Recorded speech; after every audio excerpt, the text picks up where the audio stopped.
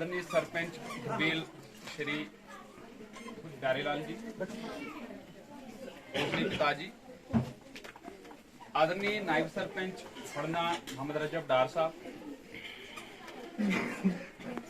और पिता तुल्य यहाँ पर सम्मानित मेरे गांव के लोग और भाई समान जो यहाँ पर आए हुए लोग हैं, मेरी बहनें जो आई हुई हैं आज इस छोटे से बिना जैसे मुझे बताया गया कि ये प्रोग्राम जो है स्कूल का कार्यक्रम था, लेकिन जैसे ही मैं स्कूल के आसपास में पहुंचा तो जितने भी लोगों ने हमें रास्ते में देख लिया गाड़ी से उतरते हुए, वो सब लोग जो है हमारे काफिले में शामिल हो गए और हमारे सम्मान में आए यहाँ तक। मैं आपका ये जो प्यार है, जो आशीर्वाद है, मैं इसको जिंदगी में नहीं भूल सकता और आपका यही सम्मान और प्यार जो है प्रेरणा देता है कि मुझे रुकना नहीं है और काम करना है और मेहनत से काम करना है। ये सम्मान जो है और काम और प्रेरणा से काम और मेहनत से जो है करने पे मजबूर करता है। 2000 में मैं इसी स्कूल में एज RAT जो है लगा था 2000 में। आप में से कितने का जन्म जो 2000 में हुआ है? 2000 में पैदा हुए? कौन कौन 2000 में पैदा हुआ? 2000 इसमें कोई नहीं, इसमें कोई नहीं, बच्चे तो कोई नहीं है। यानी जब मैं यहाँ पे लगा था आप पैदा में नहीं हुए थे जब मैं यहाँ पे एज RAT अपॉइंट हुआ 2000 में। और जब मैं 2000 में अपॉइंट हुआ था तो हमारे इस इलाके में 3 से 4 लोग जो थे 10+2 थे। 3 से 4 लोग, बस सिर्फ 3-4 लोग 10+2 थे। 2000 की बात है। और आज ऐसा वक्त है इसी फड़ना धुबील एरिया में कि हर घर में आपको ग्रेजुएट मिलेगा। वो कोई घर नहीं है, वो कोई फैमिली नहीं है। 10+2 की तो बात छोड़िए, आप कम से कम ग्रेजुएट आप हर घर में पाएंगे। आज के समय बहुत सारा बदलाव आया है एजुकेशन में, बहुत सारी उपलब्धि हमने पाई है, मतलब ओवरऑल जो एजुकेशन सेक्टर है हमारे इलाके का। लेकिन अगर आप हमको कंपेयर करें बाकी इलाकों से तो वहां पर हम अभी बहुत पीछे, क्योंकि वो उस वक्त वहां से बड़ी छलांग लगा के आगे जा चुके हैं। हम अभी वहां उस एरिया में बहुत पीछे। उस छलांग को लगाना, जैसे जगदीश सर ने बोला था, वो छलांग लगानी है, ठीक है। रेस तो हमने लगाई है, अब रेस जीतने के लिए लास्ट पे हमको वो छलांग लगानी बहुत जरूरी है, तब जाके हम सबकी गरीबी दूर होगी। और इस गरीबी को दूर करने का भी कोई दूसरा रास्ता नहीं। अगर कोई रास्ता है जिससे हम इस गरीबी को अपने इलाके से हटा सकते हैं, खत्म कर सकते हैं, वो सिर्फ एजुकेशन है, वो तालीम है। आपने भीमराव अंबेडकर साहब को सुना होगा भीमराव अंबेडकर साहब के बारे में। ऐसा इंसान था जिसको समाज के लोग धिक्कारते थे, बोलते थे कि आप इधर मत आओ, आप हमारे साथ पानी मत पियो। आप जहां से वो पानी पीता था वहां वो पानी पीने नहीं जाते थे, जहां से वो चलता था वहां पर बैठते नहीं थे वो लोग। लेकिन उसने हिम्मत नहीं हारी और एक ही रास्ता उसने चुना, वो था एजुकेशन। और ऐसा एजुकेशन को फॉलो करते करते भारत का संविधान लिखा, हिंदुस्तान का कानून लिखा, हिंदुस्तान का पहला कानून मंत्री बना। और संविधान में हम सब लोगों के लिए, जो भी वंचित लोग हैं, जो भी गरीब लोग हैं, जो भी असहाय लोग हैं, उनके लिए प्रावधान रखा, उनके लिए कानून रखा कि जब तक ना आप इनको सम्मान दोगे तब तक देश आगे नहीं बढ़ेगा। वो इंसान था जिसको समाज बोलता था तू दूर जा, हमारे नजदीक मत आ, लेकिन उसने हिम्मत नहीं हारी, वो आगे बढ़ा और भारत का संविधान लिखा।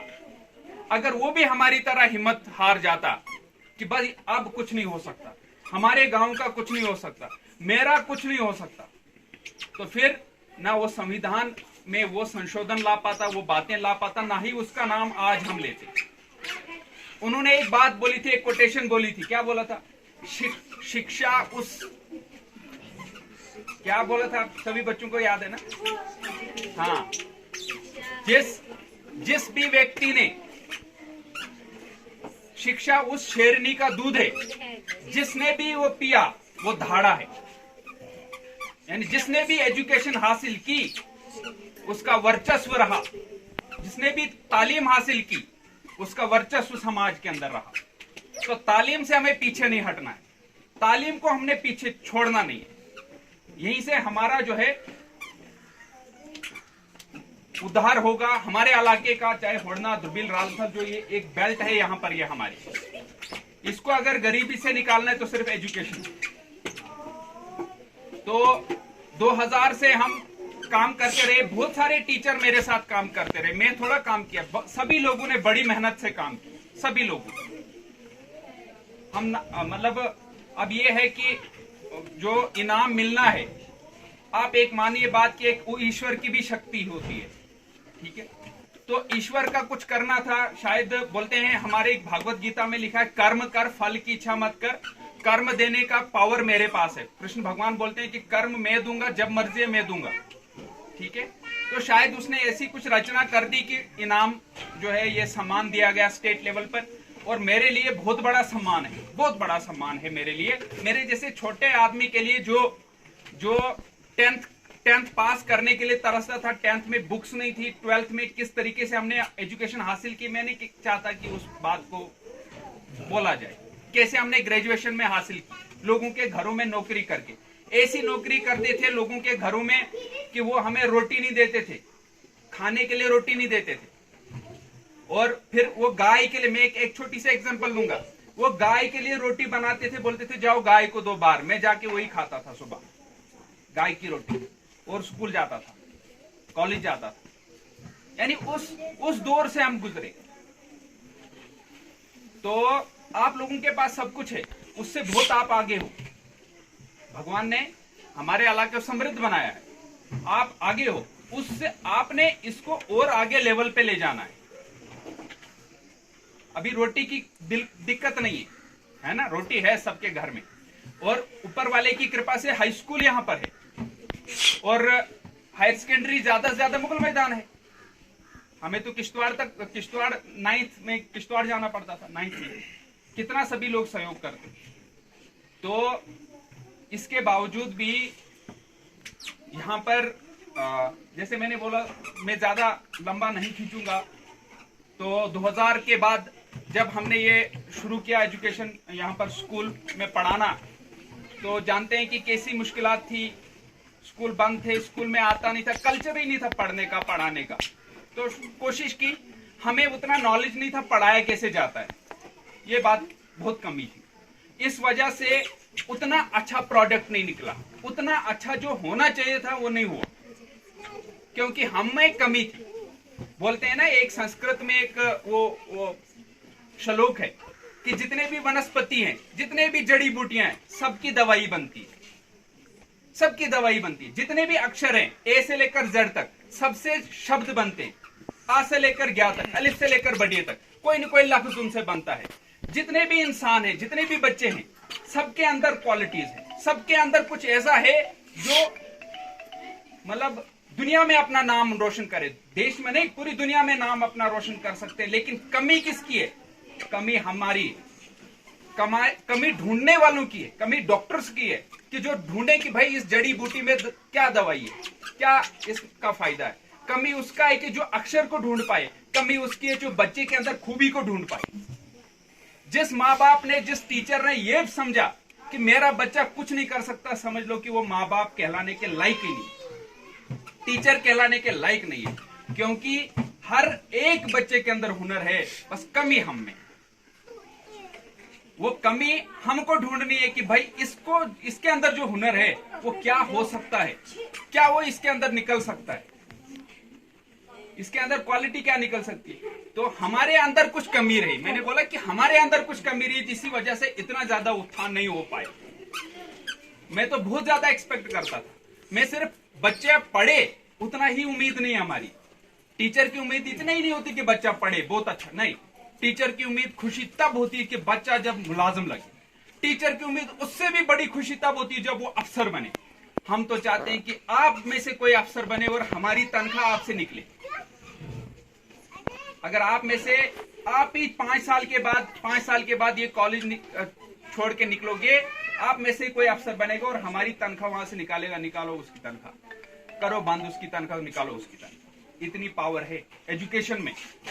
आपकी इस एजुकेशन में वो पावर है कि आप हम सबको कंट्रोल कर सकते हो 5 साल के बाद, 6 साल के बाद। वो पावर एजुकेशन में, बस समझना है, उसको पढ़ना है। तो जब हम शुरुआत करते थे, मुझे याद है सर कि जब 2000 और 2002 का दौर ऐसा था कि मिलिटेंसी भी थी। सरपंच साहब को हम बोलते थे 15 अगस्त मनाना था शाम को, तो ये नहीं पता होता था कहाँ मनाना है। तो सुबह फिर बोलते थे उनको कि भाई या तो यहाँ मनाना है या तो चास में मनाना है, और वहां आर्मी पहले पहुंच जाती थी। तो मगर 2000 से लेकर आज तक न 15 अगस्त का कार्यक्रम कोई छोड़ा, न 26 जनवरी का कार्यक्रम छोड़ा, चाहे कैसे भी हालात आए। 2 ही बच्चे, 3 ही बच्चे, 4 ही बच्चे, 5 ही बच्चे, थोड़ा सा ही कार्यक्रम, क्योंकि सुबह ही जाना है, सुबह ही नाली जोड़नी है। पता नहीं होता था कि, क्योंकि नाली अगर शाम को जोड़ते तो ऑब्जेक्शनेबल हो जाता था। सुबह ही जोड़नी थी नाली, सुबह ही करना था वो सारे कार्यक्रम। और कभी डर डर के ही हम जाते थे। और वो 15 अगस्त का कार्यक्रम, वो देशभक्ति की भावना कोशिश की कि हर जगह इस इलाके में, और उसी का नतीजा ये है।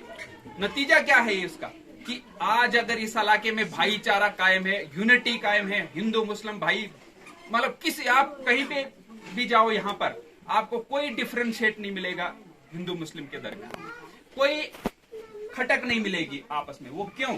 क्योंकि वो माहौल क्रिएट करने की कोशिश की गई। आपके भाईचारा, आपस में आपसी भाईचारा, कोई देशभक्ति का वो जो जुनून था, वो तब से एक मेजर हुआ करते थे यहाँ पर। चंद्रशेखर राव साहब बोलते थे उनको, तो उन्होंने यहाँ पे स्टार्ट किया था। बोला था कि आप स्टार्ट करो और एक दिन जो है ये बड़ा भव्य प्रोग्राम होगा, तो इसको मनाते रहो। तो हमने आहिस्ता आहिस्ता स्टार्ट किया उसको। और फिर मेरा 2013 में मेरी प्रमोशन जब हुई तो हाई स्कूल दुर्बिल में मैं गया।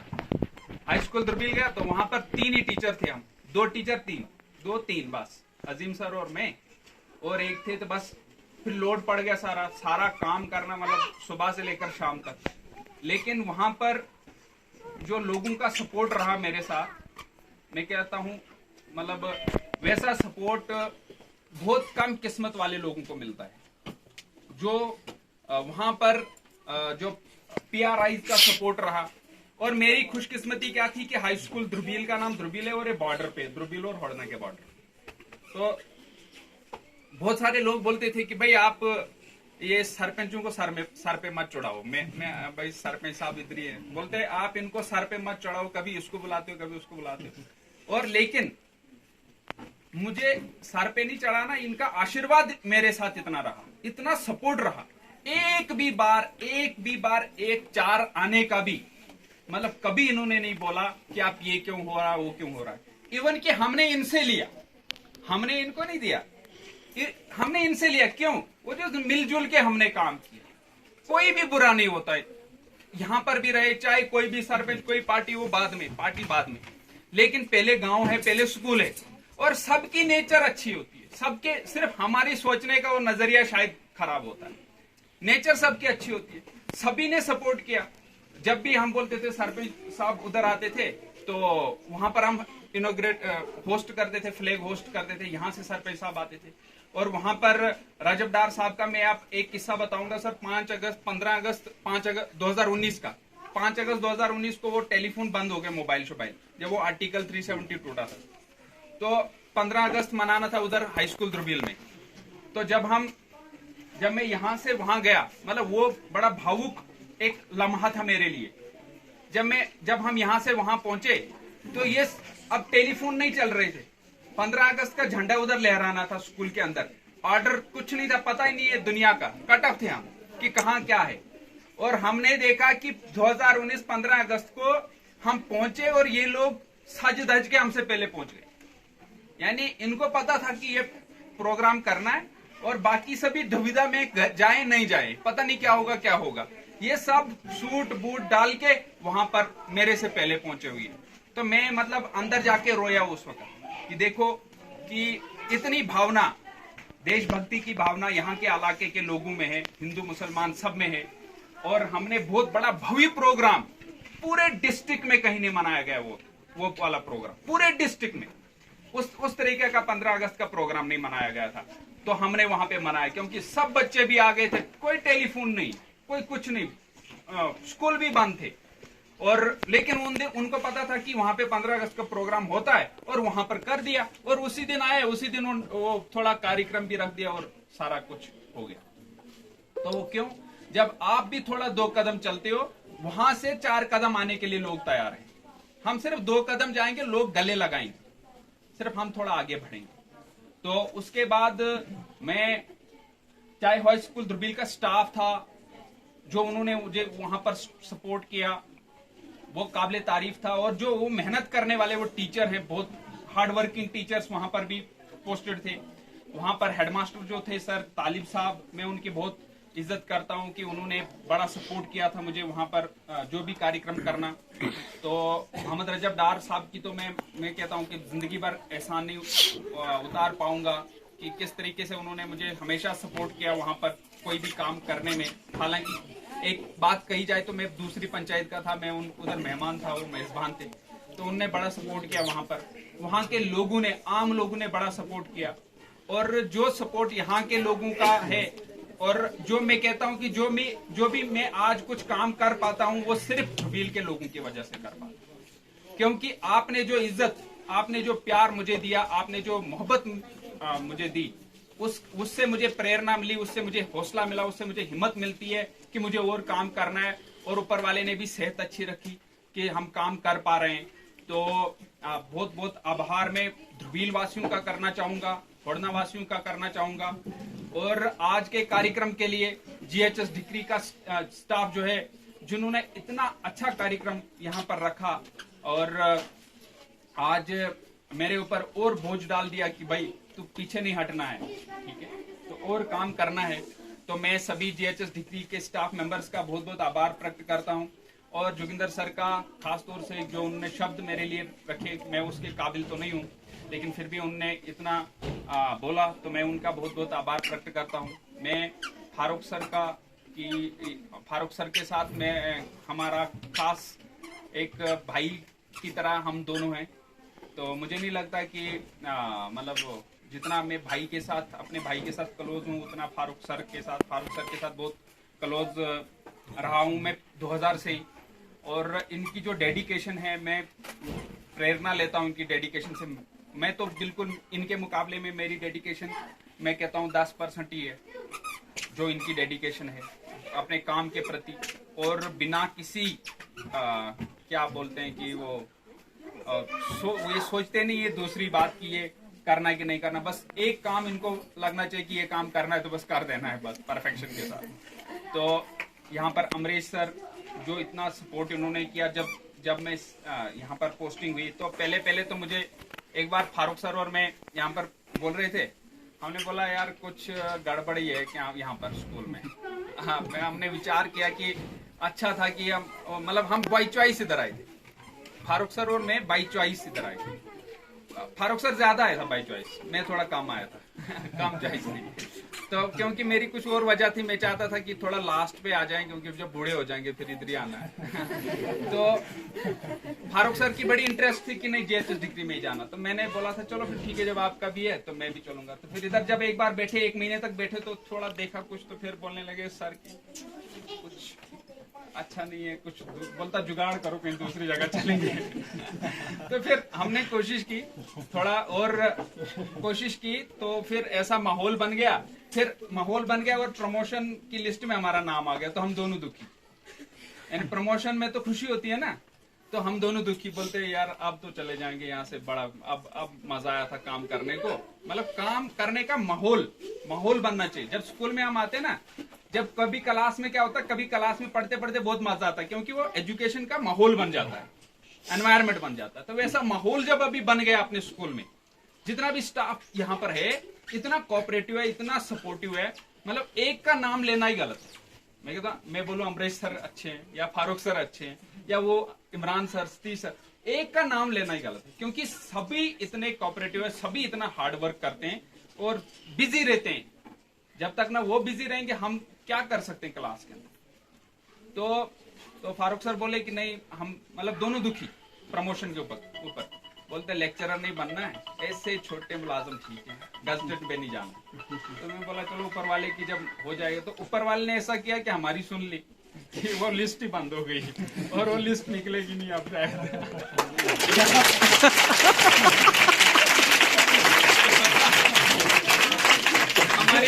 हमारी डिमोशन के ऊपर तालियां बजा निकलेगी। पहली